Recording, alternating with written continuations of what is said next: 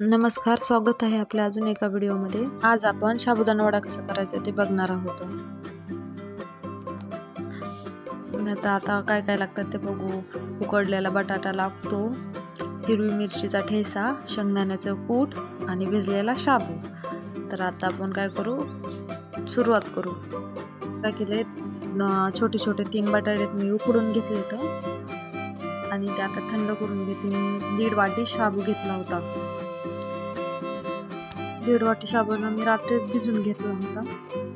रात्रभर भिजवला मग चांगलं भिजवतो आणि सकाळच्याला शाबू वडे करायचे होते। तर बघा आपण साहित्य होतं भिजलेला साबुदाणा, हिरवी मिरचीचा ठेचा, शेंगदाण्याचं कूट, उकडलेले बटाटे आणि मीठ।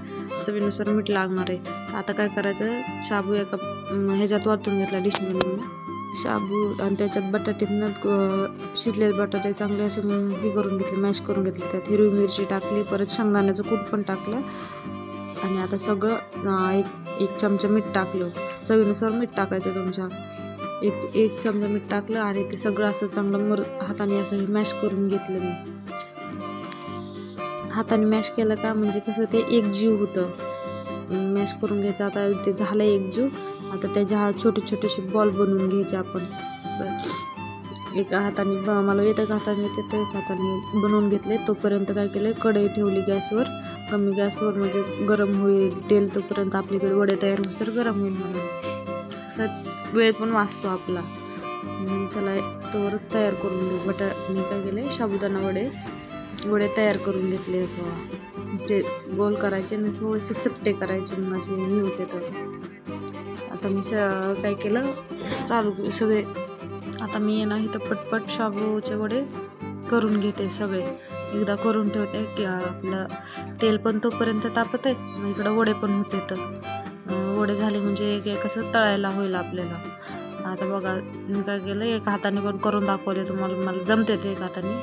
आता मी आपल्या दोन्ही हाताने पण कसे 10 प्रेस करता येतात ते बघा। आता दोन्ही हाताने पण करून दाखवते। तोपर्यंत तेल काय झालं, गरम झालं। तर मग मी काय केलं, त्याच्यामध्ये तेल गरम झालं तर त्याच्यामध्ये पहिल्यांदा सोडून बघितले वडे। तेल गरम झालं की नाही आधी चेक केलं, झालं तर मग त्याच्यात काय केलं, वडे टाकून दिले। वडे टाकून गेले, वडे असं कमी गॅसवरच तळायचे। फुल गॅस केला का ते वरून तळत येतं आणि आतून सगळं कच्चं राहतं। त्याच्यामुळे एकदम स्लो गॅसवरच असं तर हे करून घ्यायचे, तळून घ्यायचे ते।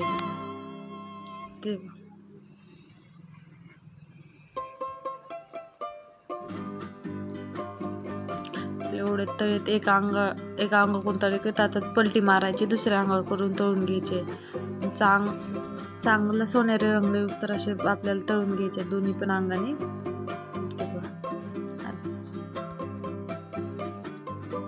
काय केलं, कमी गॅसवरच तळून दिले। आता दोन्ही पण ते बघा आपले आता तळून तयार झाले। तर अशी सोनेरी कलर आला का मग काढून घ्यायचा। आता कमी गॅसवर तळे, त्यामुळे आतून कच्चे राहणार नाहीत, सगळे हे होते। तर मी काय करते, आता जेवढे राहिलेत का तेवढे सगळे तळून घेते एकदा। एवढे कसे तर गरम गरमच चांगले लागतात खायला, त्याच्यामुळे तळायचे झाले की मी लगेच खायला दिले मुलांना, माऊलीला त्यांना गरम गरम खाते का म्हणजे। चला आपले साबुदाणा वडे तयार झाले आहेत। जर तुम्हाला रेसिपी आवडली असली तर व्हिडिओला लाईक करा, शेअर करा आणि आपल्या चॅनलला सबस्क्राईब करा। सगळे मी काय केलं, सगळे आता अशा प्रकारे सगळे वडे तळून घेतले। ते राहिले होते ते तळून घेतले। आपले वडे झाले आता तयार। या तुम्ही पण सगळे वडे खायला, आणि दह्यासोबत म्हणजे चांगले लागते। तर दही वडा, दही घेतले बघा मी।